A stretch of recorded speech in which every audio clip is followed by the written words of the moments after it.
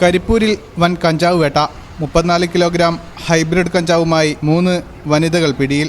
Customs നടത്തിയ പരിശോധനയിൽ 34 kilogram hybrid കഞ്ചാവാണ് പിടികൂടിയത്.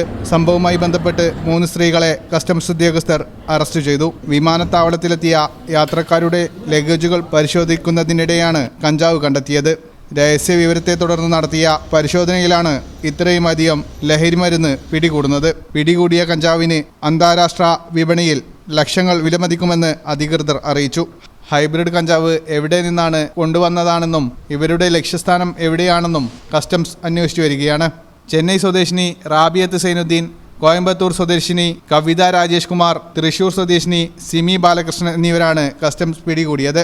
34 കിലോ ഹൈബ്രിഡ് കഞ്ചാവും കൂടാതെ തായ്ലൻഡ് നിർമ്മിത 15ഓളം കിലോഗ്രാം തൂക്കം വരുന്ന ചോക്ലേറ്റ്, കേക്ക്, ക്രീം, ബിസ്ക്കറ്റ് എന്നിവയിൽ കലർത്തിയ രാസലഹരിയും ഇവരിൽ നിന്നും പിടികൂടിയിട്ടുണ്ട്.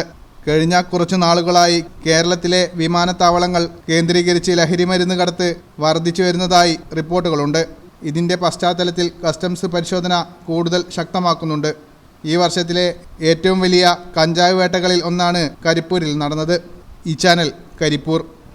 ആഘോഷങ്ങളുടെ ആനിവേഴ്സറി കാലം ഓഫറുകളുടെയും കവിത ഗോൾഡൻ ഡയമണ്ട്സിൽ ഏപ്രിൽ 5 മുതൽ മെയ് 31 വരെ ഗ്രാൻഡ് ആനിവേഴ്സറി സെലിബ്രേഷൻ.